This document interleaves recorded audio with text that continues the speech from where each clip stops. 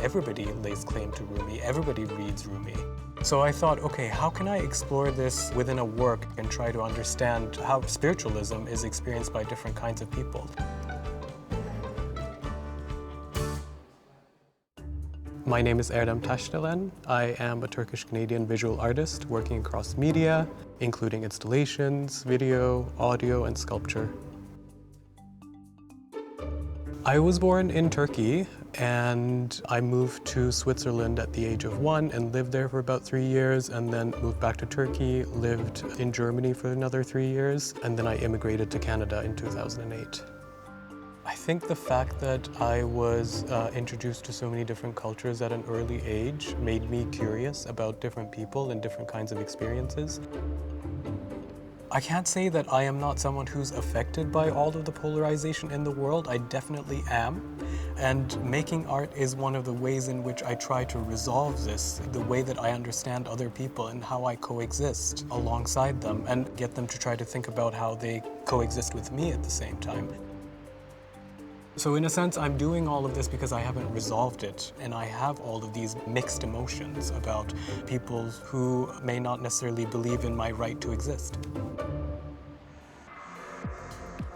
I would say I am an artist whose practice kind of oscillates between literature and visual art. Most of my projects begin with writing and involve writing, and I'm always thinking about how to transform writing into different forms to be experienced in installations, in different formats. I would never want to be an artist who does one thing and gets stuck in that one thing. I'm not really interested in excelling, I'm more interested in exploring.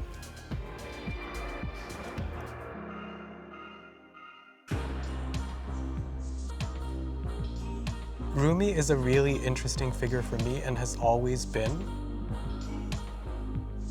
His poetry really became popular in the West through translations of Coleman Barks. What I understand is that he took a lot of the Islamic context out of the poetry, which in some ways, of course, makes it devoid of its original significance, but at the same time, it opens it up to so many different kinds of people who don't necessarily know anything about Islam either. When I started to think about Rumi as a cultural icon, what I realized is that in a lot of cases, people actually saw him as this signifier that they could project their own spiritualism onto.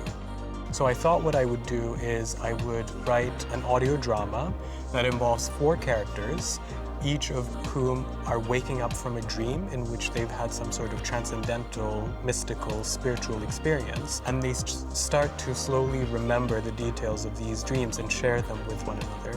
And over time, we begin to understand that these narratives, these stories overlap in some ways. So entering into the space, you see these 4 different platforms, on top of which are the objects that relate to the characters that I wrote. The speakers all play a different character. So if you're sitting in the middle of the space over here, basically you have sound coming at you from all directions.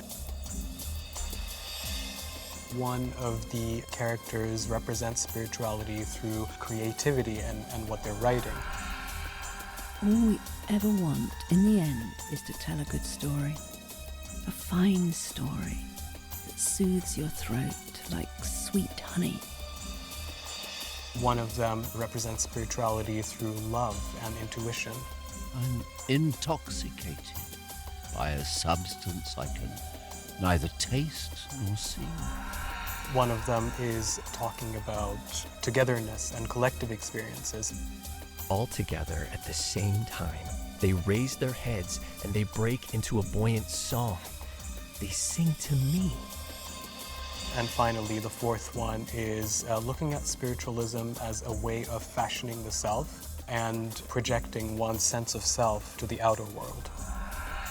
So please join me on this epic journey by subscribing to my channel.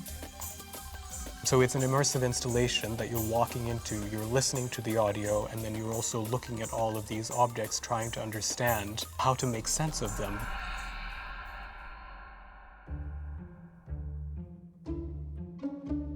I I made a decision early on not to talk about the symbolism or the specificities of the objects because I want to keep that potential open.